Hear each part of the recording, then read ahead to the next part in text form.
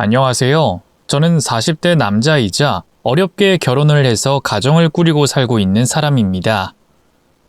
죄를 지으면 언젠가 돌아온다는 말이 있는데 제 이야기에 딱 맞는 주제인 것 같습니다. 그럼 제 힘들고 복잡했던 시기의 이야기를 몇 자 적어보겠습니다. 저는 어릴 적 엄마와 뉴질랜드로 떠나서 성장했어요. 7살쯤 건너갔는데 엄마가 갑자기 큰 돈을 벌게 돼서 한국 땅을 떠났던 것 같습니다. 아버지 없이 엄마 혼자 저를 키우셨는데 부족함 없이 잘 키워주셨답니다. 저는 고등학교까지 뉴질랜드에서 다니다가 한국에서 살고 싶은 꿈이 있어 엄마를 두고 먼저 한국으로 왔습니다. 20살에 법대에 들어갔고 졸업 후에는 로스쿨을 나와 변호사가 됐어요. 어릴 적부터 꿈이 변호사여서 이 같은 결심과 노력을 했죠. 몇 년 뒤에는 법무법인 사무실을 차려서 8명의 후배를 스카우트해 변호사로 일했답니다. 사무실을 차리는 데 드는 비용의 절반 정도는 뉴질랜드에 계신 엄마가 보태주셨어요. 그렇게 3년을 더 일했더니 부와 명예를 누리게 됐고 사무실은 몇 배 더 커져서 후배 변호사가 20명이나 됐답니다. 의뢰인이 신뢰하는 곳이 돼 매일 바쁘게 일했네요. 이렇게 제가 한국에서 자리를 잡고 나자 엄마도 한국으로 오셨어요.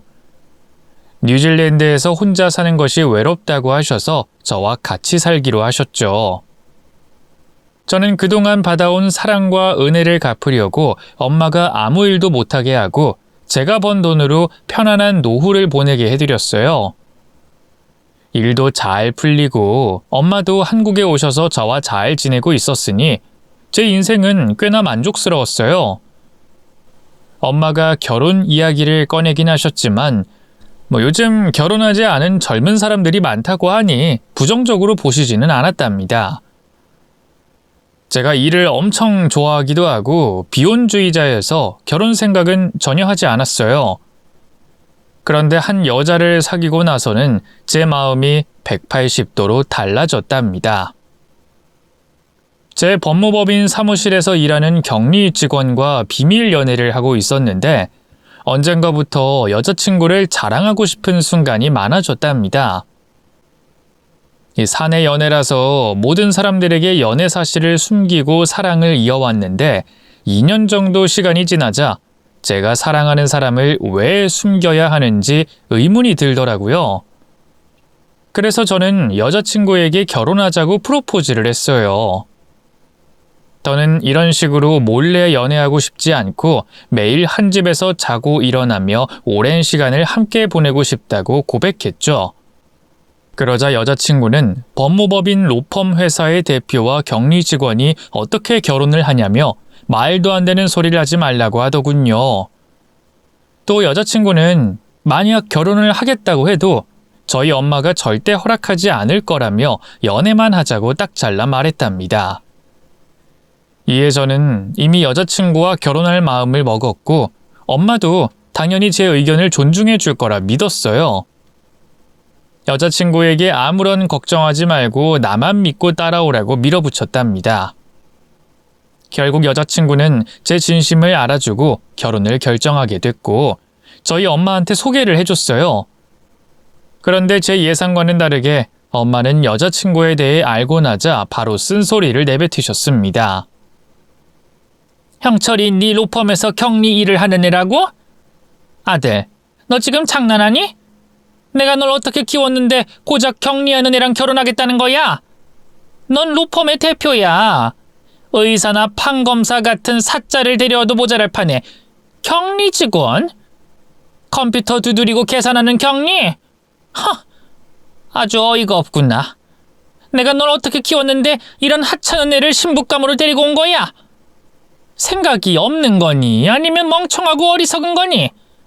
그것도 아니면 이 아가씨한테 제대로 홀려버린 거야?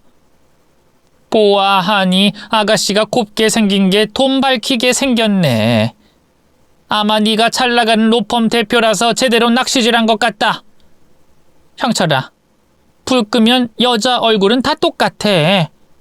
배우자는 무조건 능력 있고 체력 있는 사람을 만나야 한다고. 여러 말 필요 없고 이 아가씨랑 당장 헤어져라. 엄마 왜 이래? 이런 사람 아니잖아.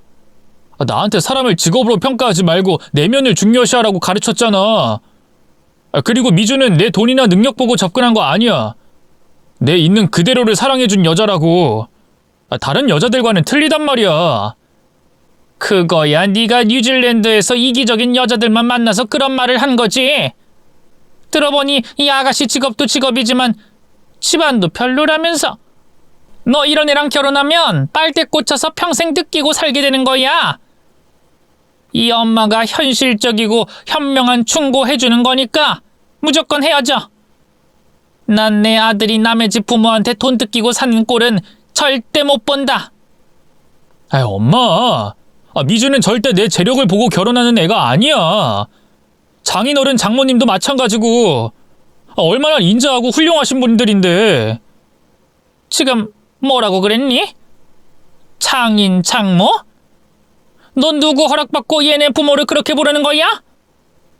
난 눈에 흙이 들어가도 이 아가씨 허락하지 못한다. 엄마는 저에게 가르친 것과 달리 배경과 직업, 생활 수준을 따져가며 결혼을 반대했습니다. 처음 여자친구를 데려간 날은 더 있어봤자 안 좋은 말만 들을 것 같아 빨리 나와버렸어요. 그리고 미주한테 이런 대우를 받게 한 걸 진심으로 미안하다고 사과했습니다. 그런데 여자친구는 헤어지는 게 좋겠다며 사직서까지 내더군요. 오빠, 우린 아닌 것 같아. 여기서 그만 끝내자. 미주야, 이게 뭐 하는 짓이야? 그래, 우리 엄마가 심했어. 너에게 상처되는 말을 남발하고 무시한 거 진심으로 미안하게 생각해. 근데 너와 내가 헤어지는 건 말도 안 되는 일이야. 내가 너를 얼마나 많이 사랑하는지 몰라? 내가 이기적으로 보일지 모르겠지만 난 너를 포기 못해. 무슨 일이 있어도 널 내 아내로 만들 거라고. 나도 오빠 사랑해. 진짜 내 운명이라고 생각한단 말이야. 하지만 결혼은 현실이야. 애초부터 로펌 대표랑 격리 직원이 결혼하는 건 말이 되지 않는다고. 어머님 말씀이 100번 옳다고. 아니야. 엄마가 틀렸다는 걸 보여줄 거야. 우리 두 사람이 절대 헤어지지 못한다는 걸 보여드리면 우리를 인정해 주실 거라고. 저는 계속해서 여자친구에게 사정하며 탈을 넣습니다.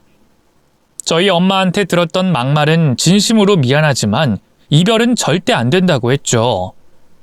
그러자 미주는 마음을 돌려 사직서를 집어넣었고 계속해서 저와 엄마라는 벽을 넘어서 보기로 결심했답니다. 그래서 일단 연애를 계속하면서 기회를 엿보고 있었어요. 엄마한테 미주 칭찬을 많이 해가면서 저희가 결혼하고 싶은 마음을 받아주기를 기다렸습니다. 한편 예비 처부모님은 저를 아주 마음에 들어 하셨어요. 직업이 괜찮아서가 아니라 자신들의 딸을 엄청 예뻐하고 사랑해주는 모습을 보시며 크게 감동하시고 좋아해 주셨죠. 또 저와 미주가 꽁냥거리는 모습을 보시고는 천생연분이 따로 없다는 말씀까지 하셨답니다. 처부모님은 저희 엄마가 결혼 반대를 하는 걸 알고 계셨는데 그거 가지고 헤어지라는 말씀은 절대 하지 않으셨어요. 이 부모 마음으로 봤을 때 당연한 현상이라며 엄마의 마음이 돌아설 때까지 기다려주신다는 감사한 대답을 해주셨답니다. 장인어른, 장모님, 저희 엄마가 가족이라곤 저밖에 없어서 그러시는 것 같아요. 이왕 결혼하는 거 부잣집에 장가 보내고 싶어 하시는 거죠. 그런데 곧 그 마음 돌리실 겁니다. 제가 미주 아니면 결혼이고 연애고 다 때려치우고 머리 깎고 절에 들어가겠다고 했거든요. 제가 다짐의 말을 말씀드렸더니 장인어른이 한 말씀 하셨습니다. 이복의 형철군, 내가 자네 어머니 입장이어도 똑같이 했을 걸세. 자네는 법무법인 로펌의 대표가 아닌가.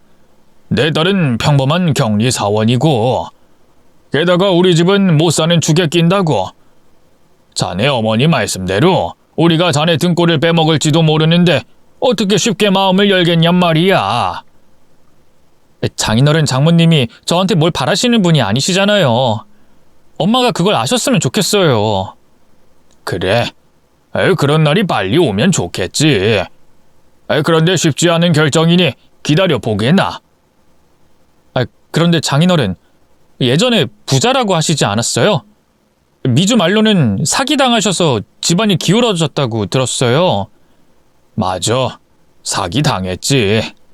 집안이 기울 정도가 아니라 초전박살이 났지.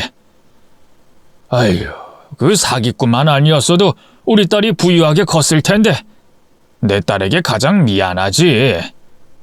그 사기꾼은 아직 못 잡으셨어요? 경찰에 신고는 하셨었죠? 그래봐야 뭐하나. 사기꾼 놈이 어디 가서 죽었는지 살았는지도 모르는데. 뿐만 아니라 공소시효가 지나서 잡아봐야 아무 소용없어. 들어보니 처가는 시골 마을에서 땅 부잣집으로 유명했다고 했어요. 그런데 사기꾼 하나가 더 좋은 땅으로 바꾸라는 말로 꼬셨고 허위 계약서를 작성하게 해서 처가 땅을 팔아먹고 어디론가 도망갔답니다. 장인어른이 괜히 욕심을 내서 그런 결과를 가져온 거라고 말씀하셨고 사기를 당한 이후에는 가족이 아닌 누구의 말도 절대 믿지 않았답니다. 그런데 제가 미주를 사랑하고 있고 결혼하겠다는 말은 믿어주셨어요. 제 눈을 보시곤 거짓말할 청년이 아니란 걸 확신하고는 제 편에 서주셨답니다. 그렇게 미주와의 연애 기간이 길어지고 있었고 엄마의 마음은 변했는지 그대로인진 모르겠더라고요. 그래서 하루는 미주가 모든 걸 걸고 엄마를 뵙겠다고 먼저 말을 꺼냈답니다. 안 좋은 소리를 들어도 모두 감수하겠다며 저희 집으로 찾아간 거죠. 엄마는 미주를 보시고는 한숨을 길게 쉬며 말문을 열었습니다. 또 왔냐? 너희는 내가 하는 말이 우스운 거야? 도대체가 어른 말을 뭘로 듣는 거야? 어머님, 제발 결혼 허락해 주세요. 저 오빠 돈 보고 결혼하려는 거 아니에요. 평생 오빠 옆에서 헌신하고 희생하면서 살게요. 제발 허락해 주세요, 어머님. 아이고, 진짜 미치겠다. 내가 너한테 매번 막말을 하면서 내쫓는데도 똑같은 말만 되풀이하는구나. 넌 자존심도 없니? 사랑에 자존심이 어딨겠어요, 어머님. 저는 형철 오빠의 아내가 아니면 그 누구의 아내가 되지 않을 거예요. 그건 오빠도 마찬가지고요. 어머님, 저는 10년이고 20년이고 기다릴 수 있어요. 정말 끈질기네네. 형철이 너도 아직 같은 마음인 거니? 포기가 안 되는 거야? 엄마는 한숨을 쉬며 조금 유하게 말씀하셨어요. 그래서 저는 당연히 미주 없이는 못 살 거라고 당당하게 대답했답니다. 엄마, 나 미주 진짜 사랑해. 내 모든 걸 다 바쳐도 좋을 만큼 사랑하고 있다고. 나 이 여자랑 헤어지면 다시는 여자 만나지 못할 거야. 진심이야, 엄마. 그러자 엄마는 저희 두 사람의 끈질긴 설득에 드디어 벽을 허물었습니다. 그래, 결혼해라. 나도 더는 기운 없어서 못 말리겠다. 너희 둘 결혼하라고. 그렇게 좋아 죽겠다는데 내가 뭘 더 어쩌겠어. 형철이 눈을 보니 계속 반대했다간 엄마랑 인연을 끊어버릴 것 같다. 결혼해라. 됐지? 정말요, 어머님? 고맙습니다. 정말 고맙습니다. 저 오빠랑도 잘 살 거고 어머님한테도 잘하는 며느리가 될게요. 그래, 내가 험한 말 한 거 다 잊어 죽어라. 그리고 꼭 잘 살아야 한다. 이렇게까지 부모 마음 꺾어놨으니 나 보란듯이 잘 살아야 한다고. 그럼요, 당연하죠. 어머님, 저 오빠랑 누구보다 행복하게 살게요. 그렇게 저와 미주는 엄마의 마음을 돌리는 데 성공하며 결혼 허락을 받게 됐습니다. 저희는 이 소식을 처부모님께 전해드렸어요. 두 분은 이런 날이 올 줄 알았다며 기쁘게 들어주셨답니다. 자신들 딸이 상처 입은 게 가슴 아픈 일이긴 하지만 사랑하는 사람과 결혼하게 된 건 축복해줄 일이라며 넓은 마음으로 바라봐 주셨네요. 이렇게 양가 부모님의 허락을 받게 돼 한 달 뒤 상견례 자리에 양가 부모님을 모시게 됐습니다. 엄마는 이전처럼 불만스러운 표정은 하나도 없었고 환한 얼굴로 오셨답니다. 이대로라면 처부모님이 엄마를 나쁘게 보시지 않을 것 같은 마음이었어요. 이윽고 제가 예약된 룸의 문을 열자 처부모님과 미주가 먼저 와 있는 걸 확인했습니다. 허리를 굽혀 인사를 드리고 제 뒤에 있는 엄마를 소개했습니다. 엄마는 낯을 가려서 그런지 고개를 숙인 채로 인사드리고 저와 처부모님 맞은편에 앉으셨습니다. 어색한 기운이 감돌자 장인어른이 빙그레 웃으시며 말문을 열었습니다. 아이 사돈 반갑습니다. 애들 결혼 허락해 주셔서 감사합니다. 저희한테 미안해서 고개 숙이고 계신 거예요? 우린 괜찮습니다. 다 이해하니까 사돈 얼굴 좀 제대로 보여주십시오. 제가 면목이 없어서 고개를 들기 어렵네요. 그래도 이해해 주신다니 진심으로 고맙습니다. 엄마는 그렇게 대답하시고 고개를 들어 올렸습니다. 그런데 그 순간 처부모님의 얼굴이 딱딱하게 굳어졌고 엄마는 못 볼 걸 본 것 마냥 입술을 파르르 떨며 아무 말도 하지 못하셨어요. 저와 미주는 부모님들끼리 알던 사이인가 해서 무슨 일이냐고 물어봤습니다. 엄마, 우리 처부모님 본 적 있어? 장인어른, 장모님, 왜 이렇게 놀라신 거예요? 제 물음에 장인어른이 대답하셨습니다. 자네 어머니가 이 사람인가?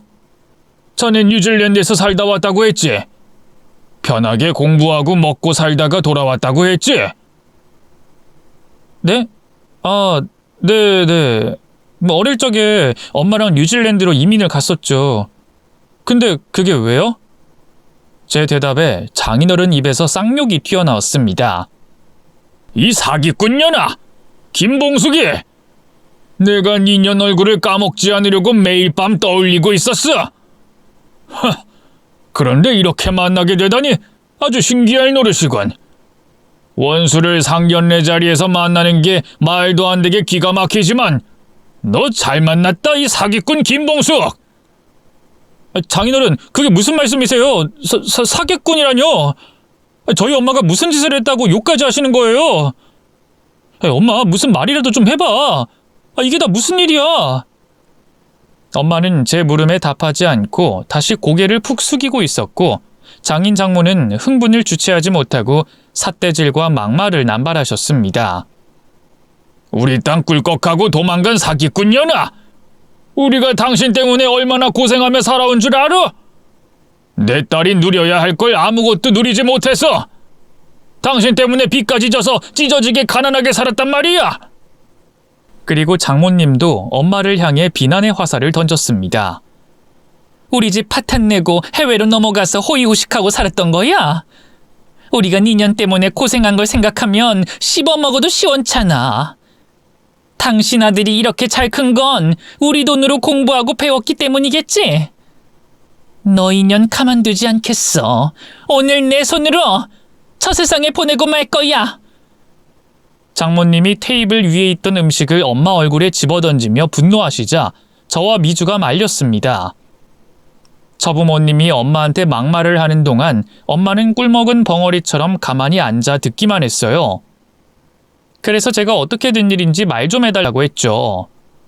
이윽고 엄마가 고개를 빳빳이 들며 입을 열었습니다. 이봐요 사돈. 아니지. 김갑수 씨랑 이미연 씨. 내가 사기쳤다는 증거 있어? 오랜만에 만나서 한다는 말이 사기꾼의 쌍욕거리냐? 얘나 지금이나 똑같이 무식하네. 이거 봐. 난 하늘 우러러 한 점 부끄러움이 없는 사람이라고. 내가 언제 니들한테 사기를 쳤다고 이 난리를 치는 거야? 증거 있으면 보여줘봐. 엄마가 돌변하며 으름장을 놓자 장인어른이 양복 안주머니에 지갑을 꺼내더군요. 이제야 주둥아리를 여는구만. 좋다 이년아. 내가 평생 지갑에 니년이 허위로 작성한 계약서 가지고 있어. 자 이거 봐봐.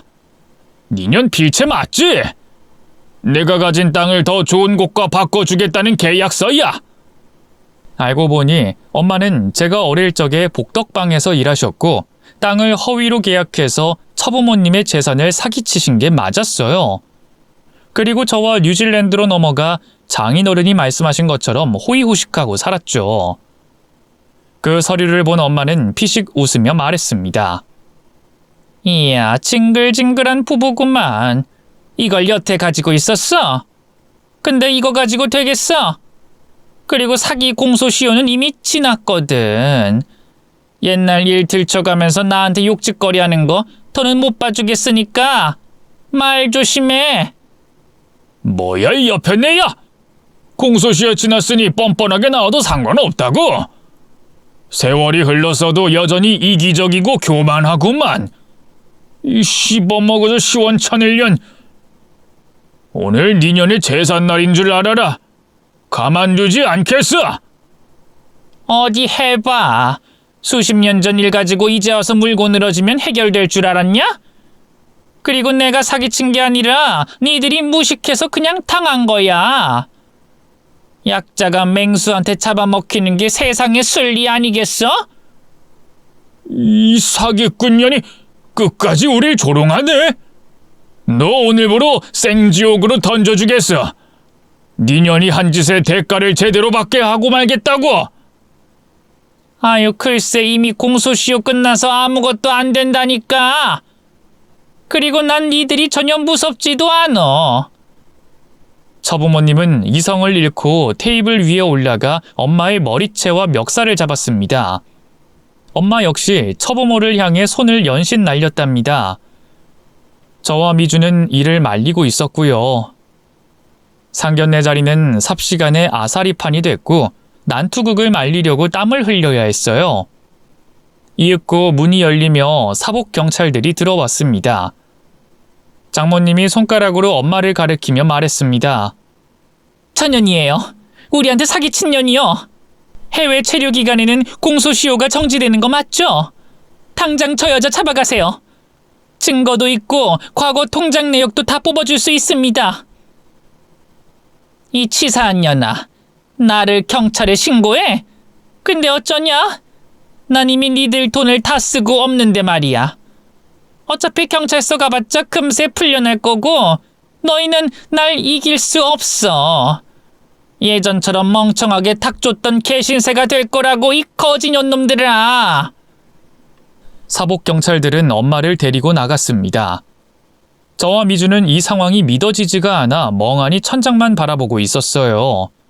그때 장인어른이 제 뺨을 세게 한 대 날리더군요. 이건 아까 네 놈의 애미년에게 전해주지 못한 거다.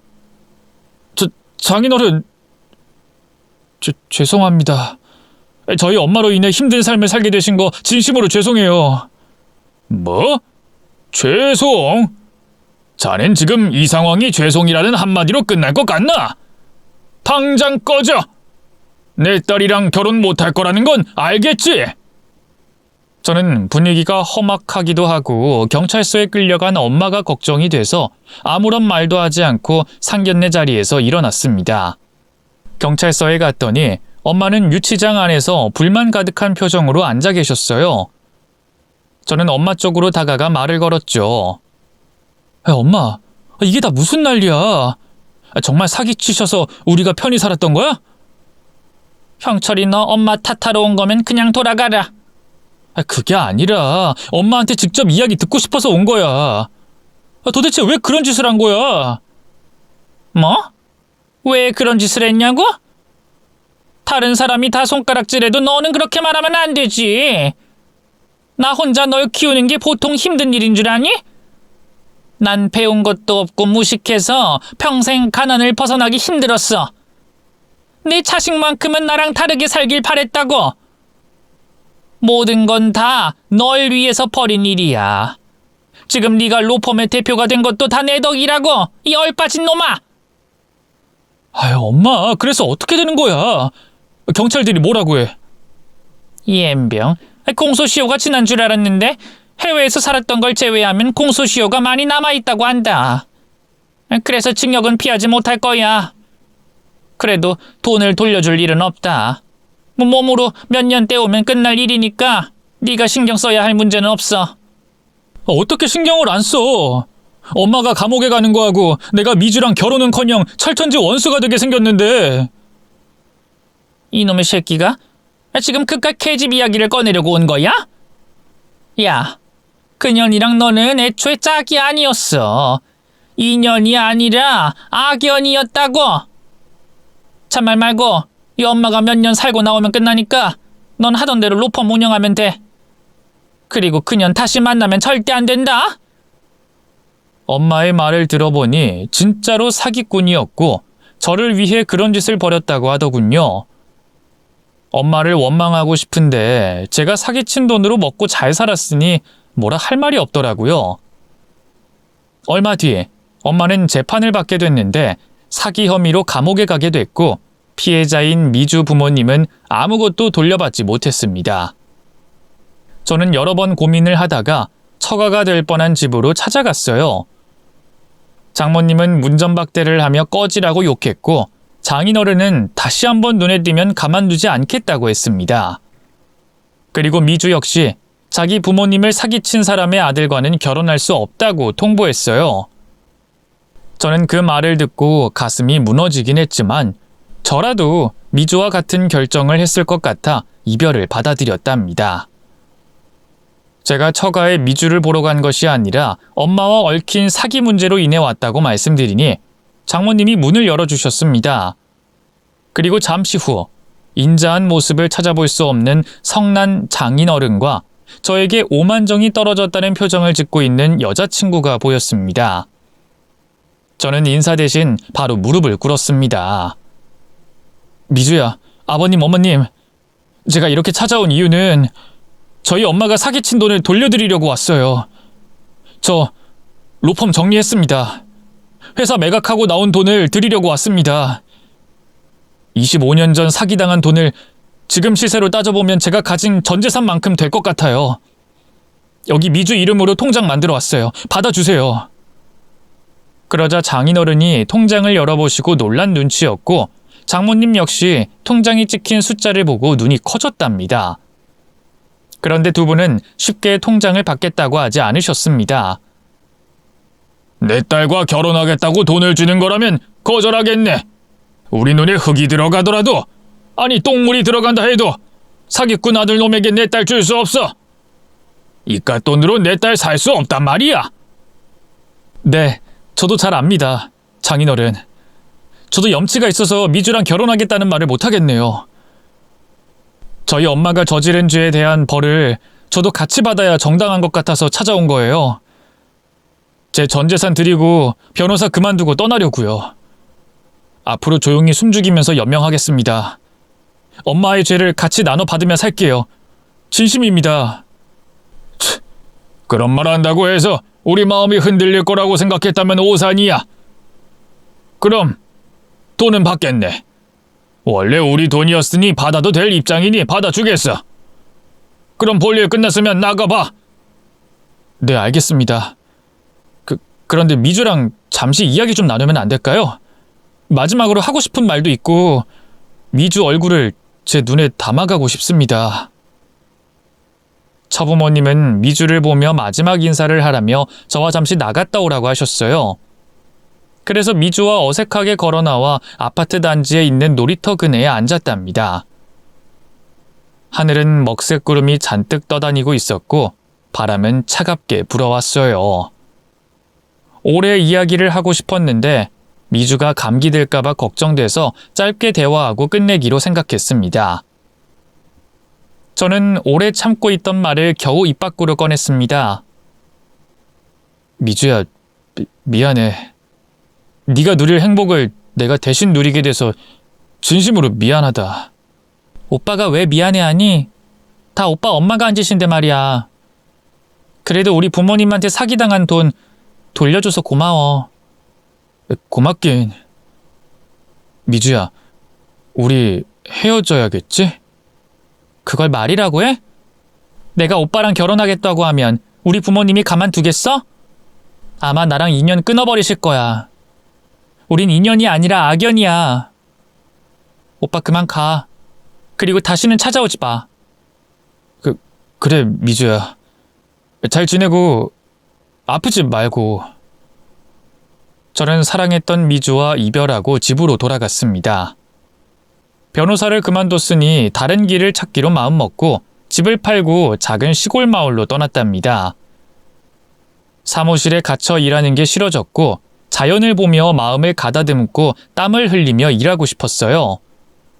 그래서 과수원집에 취직해서 작은 방을 하나 얻었답니다. 농사일은 최신식으로 많이 바뀌어 있어서 일이 수월하게 진행됐어요.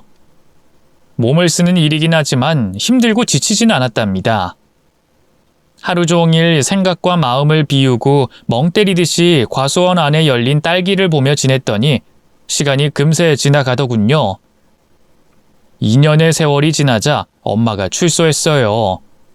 제 동기가 변호를 해줬기 때문에 비교적 짧은 형을 살고 나오신 거죠. 저를 찾아온 엄마는 왜 꼴이 이 모양이냐며 볼멘 소리를 하셨습니다. 이놈의 자식이 힘들게 로펌 대표로 만들어놨더니 그걸 팔아서 그 집구석에 갖다 바쳤어? 아이고 이 멍청이 등신아. 네 꼴 보니까 어이가 없어. 그 많은 돈 다 퍼주고 이제 거지처럼 허드렛 일하면서 사는 거냐? 내가 너한테 그 많은 걸 해주려고 얼마나 악착같이 산 줄 몰라? 엄마, 처음부터 그 돈 우리 거 아니었잖아. 원래 주인한테 돌려준 것뿐이야. 엄마가 날 잘 키워준 건 고맙고 감사한 일이지만 남의 행복을 빼앗아 와서 살았다는 생각을 하니까 견딜 수가 없었어. 엄마, 이제 우리 조용히 시골에서 살자. 꼴값 떨고 있네. 야, 내가 널 잘난 놈으로 키우려고 들인 돈이 얼만데 이런 깡시골에 박혀있겠다는 거야? 당장 짐 싸! 너 다시 변호사실에서 돈 벌어. 이 엄마도 부동산 일 시작할 테니까. 아직 늦지 않았어. 미주 그놈의 집구석보다 잘 사는 걸 보여줘야지. 그만해 엄마. 나 힘들어. 미주랑 헤어진 것도 힘들고 미주 대신 행복 누린 것도 미치도록 미안하다고. 나 머리 아픈 일 하기 싫어. 그냥 이렇게 시골에서 딸기 따면서 지낼 거야. 이게 내 인생이라고. 아이고, 내가 널 어떻게 키웠는데 이런 등신이 된 거야. 제발 정신 차리고 따라 나서. 싫어. 싫다고. 남한테 사기쳐서 허례허식하면서 사는 거 질려버렸다고. 엄마도 제발 정신 차려. 남의 눈에 눈물 나게 했으면 최소한 양심 가지고 반성하면서 살란 말이야. 야 이놈아, 수십 년 전의 일이야. 그때는 나도 어렸다고. 그리고 감옥 가서 벌 받고 나왔으면 된 거 아니야? 다시 사회생활하면서 살자니까 무슨 말이 그렇게 많아. 어찌됐든 난 여기서 사는 게 좋아. 엄마, 그렇게 거칠해하면서 살고 싶으면 엄마 혼자 올라가. 엄마는 흰소리를 실컷 하시더니 저를 포기하고 혼자 서울로 올라가셨습니다. 그렇게 저는 계속해서 과수원 인부로 일하며 지냈습니다. 1년을 더 조용한 삶을 지내고 있었는데 충격적인 일이 생겼답니다. 형사 둘이 저를 찾아와서 엄마가 어디에 있냐고 물었답니다. 당신 모친이 사기친 사람만 6명입니다. 수십억의 부동산 사기를 치고 도주 중이라고요. 네? 저희 엄마가 사기를 쳤다고요? 아이 그렇다고요. 지금 어디에 숨어있는지 알면 바로 털어놓으세요. 김영철 씨도 입을 다물면 방조죄로 처벌받을 수 있습니다. 저는 엄마가 어디 있는지 몰라요. 사기쳤다는 것도 지금 처음 알았고요. 엄마는 부동산 사무실을 차리고 수십억의 사기를 치고 어디론가 떠났답니다. 마치 미준의 부모님께 사기를 친 것과 동일한 방법 같았죠. 저는 형사들에게 진짜 아무것도 모른다고 답하며 겨우 돌려보냈어요. 조용히 마음을 비우고 살려고 했는데 엄마 때문에 망쳐버리고 말았네요. 제가 할 수 있는 건 아무것도 없었으니 똑같이 일상을 지냈어요. 그런데 얼마 뒤에 과수원에 엄마가 찾아왔습니다. 늦은 밤 과수원 근처 평상에서 누워 있었는데 저를 부르는 목소리가 들렸어요. 형철아, 형철아. 누구세요? 엄마? 도대체 어디서 뭘 하고 다니신 거야? 내가 엄마 때문에 못 살겠다고. 이 녀석이 엄마를 봤으면 무난 인사를 못 올리망정? 넌 이 엄마가 반갑지도 않냐? 엄마, 지금 안부 전할 때야?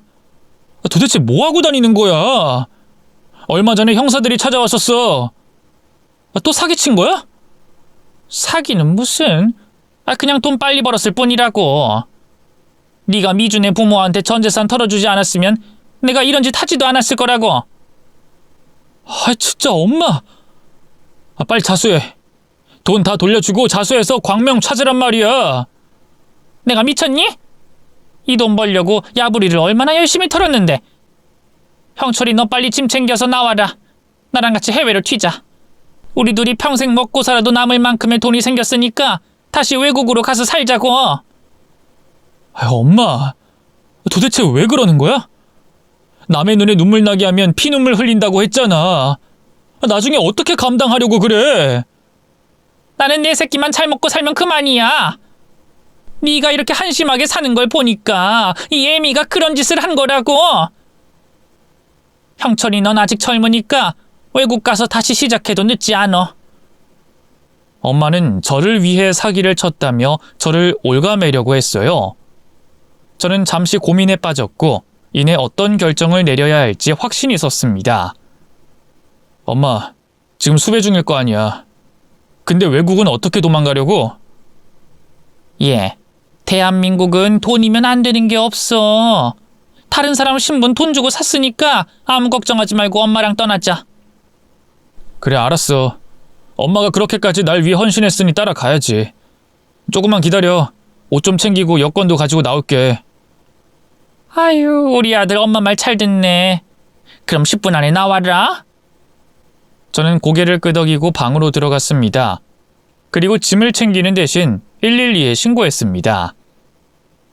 아무리 엄마지만 사기치고 여러 사람 인생을 망치고 온 엄마를 가만히 둘 수 없었어요. 저를 이해하지 못하실 분이 계실 수도 있는데 저는 엄마를 위한 최선의 선택을 한 것입니다. 저는 짐을 챙기지 않고 밖으로 나가 엄마와 마주섰습니다. 형철아, 짐은 어디에 둔 거냐? 엄마, 그게... 됐다. 옷이야 해외 가서 실컷 사면 되지. 여권만 챙기면 된다. 여권 가지고 왔지? 아니 엄마, 나 해외로 안 가. 그리고 엄마도 못 갈 거야. 이윽고 경찰차가 반짝거리며 과수원길을 들어오는 게 보이자 엄마가 한숨을 내쉬며 말하더군요. 네가 신고했냐? 정말 돌아버리겠네. 내가 아들놈을 어떻게 키운 건지 기분 한번 역같네.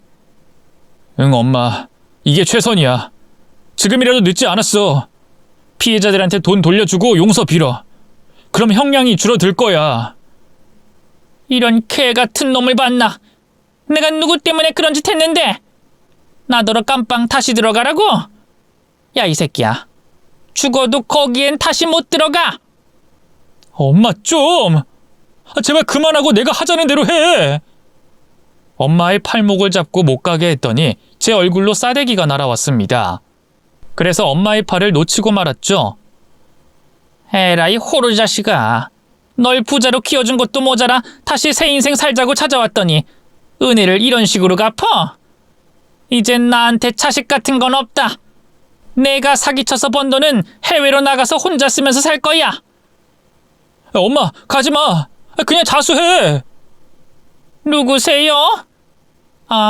지 엄마 감옥에 보내려는 호로 자식이구나. 야, 이놈아. 너 나중에 나 찾아오면 절대 받아주지 않을 거야.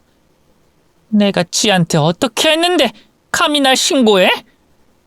넌 이제 아웃이야. 난 오늘로써 너랑 천륜을 끊겠어. 엄마는 저에게 가운데 손가락을 올리며 다시는 보지 말자고 했습니다. 이 못돼 먹은 놈. 넌 앞으로 나 볼 생각 하지 마라. 짭새 앞잡이 놈아. 엄마, 가지마. 그래 마음대로 해. 나도 이제 엄마 보기 싫다고. 사기꾼 엄마는 이제 나도 질려버렸어. 엄마는 경찰을 피해 달아났습니다. 저는 경찰들에게 도망간 위치를 손가락으로 가리키며 빨리 쫓아가라고 했답니다. 그런데 그날 밤 어디에 숨었는지 경찰들은 엄마를 찾지 못하고 철수했답니다. 경찰들은 엄마의 위조 여권 사실을 알고 있어 쉽게 도주하기 어려울 거라고 했어요. 곧 체포가 될 테니 저에게 연락을 기다리라고 하더군요. 그래서 몇 개월 동안 잠잠하게 지내고 있었는데 경찰서에서 연락이 왔습니다. 저희 엄마를 찾았다고 말이죠. 형사님, 저희 엄마 잡았어요. 아직 사기친 돈 쓰진 않았죠? 그게... 네, 사기친 돈을 쓸 수 없는 상태로 발견됐어요. 그게 무슨 말씀이죠? 김봉숙 씨는 산에서 추락사로 숨졌습니다. 김영철 씨가 과수원에서 신고했을 때 김봉숙 씨가 산으로 도망을 쳤잖아요. 몇 달 동안 산을 타고 다녔나 봅니다. 그러다 멀리 있는 지역의 산 절벽에서 추락하고 말았습니다. 밤이라 잘 보이지 않아 사고가 난 것 같아요. 지금 저희 엄마가 돌아가셨다는 말씀을 하시는 건가요? 도주 중에 추락사로 돌아가셨다고요? 네, 유감입니다만 그렇게 됐네요. 어쨌든 김봉숙 씨가 사기친 돈은 피해자들에게 모두 돌아갔고 용의자는 사망해서 사건은 종결됐어요. 그럼 장례 절차 밟으시길 바랍니다. 경찰과의 통화에 저는 벙찌게 됐고 한참 동안을 아무것도 못하고 먼 산을 보고 한숨만 푹푹 쉬고 있었네요. 그러자 곧 정신을 차리고 영안실로 가서 엄마를 확인하게 됐고 장례식을 치르게 됐습니다. 저는 영정사진 속 엄마를 보며 말했습니다. 엄마, 남의 눈에 눈물 나게 하면 피눈물 흘릴 거라 그랬잖아. 내가 자수해서 광명 찾으라고 했잖아. 왜 이런 꼴로 돌아온 거야? 난 슬퍼해야 해? 아니면 아무렇지 않은 척해야 해? 엄마, 거기선 사기치지 말고 받을 벌이 있으면 달게 받고 편히 쉬어요. 그렇게 말하고 향을 피우며 절을 올리자 저도 모르게 눈물이 터져 나오더라고요. 엄마의 말처럼 사기친 것이 모두 제 탓인 것 같다는 생각이 들었거든요. 조문객은 아무도 부르지 않고 저 혼자 빈소를 지키기로 했답니다. 그런데 늦은 밤 장례식장에 제가 그토록 보고 싶어 하던 사람이 찾아왔어요. 바로 미주였습니다. 눈앞에 있는 그녀가 환상인가 싶어 눈을 비비고 다시 떠봤더니 생시더라고요. 미주야, 오랜만이네. 여긴 어떻게 알고 온 거야? 우리 부모님 사건 담당한 경찰이 알려주더라. 우리 식구한테 사기친 사람의 최후가 어떻게 됐는지 전화를 알려줬어. 아, 그랬구나. 그렇게 됐어. 근데 여긴 무슨 일로 온 거야? 엄마 아빠가 오빠한테 가보라고 해서. 두 분이 오빠를 보고 싶어 해. 나를 왜? 왜겠어. 내가 오빠를 못 잊고 힘들게 지내는 것 같으니까 불렀지. 그 순간 미주의 눈동자를 봤는데 눈물이 그렁그렁 매달려 있더군요. 저만큼이나 그리움이 컸는지 많이 아파 보였습니다. 저는 미주를 꼭 끌어안으며 말했어요. 미주야, 미안해. 그냥 내가 할 말은 미안하다는 말밖에 없는 것 같아. 뭐야? 겨우 미안하다는 게 끝이야? 사랑한다고 말해야지. 나는 아직도 오빠 못 잊고 있다고. 나랑 같이 가. 오빠 어머님 장례 끝나면 나랑 같이 우리 집에 가자고. 그래도 될까? 고마워. 그리고 사랑해, 미주야. 저희는 3년 반 만에 재회하게 됐고 떨어진 사랑의 끈을 이어붙일 수 있었습니다.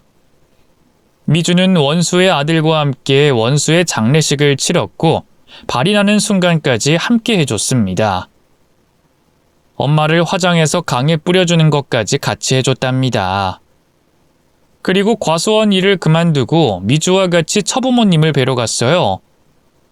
두 분은 제가 준 재산을 아직 쓰지 않고 고스란히 두셨어요. 제가 왜 그러셨냐고 물었고 또 저를 왜 다시 받아주시겠다고 마음먹었는지 물었습니다. 아버님, 왜 제가 드린 돈 쓰지 않고 계셨어요? 이제부터 쓰려고. 이 돈 쓰려면 자네가 필요해서 불렀네. 제가 필요하다뇨?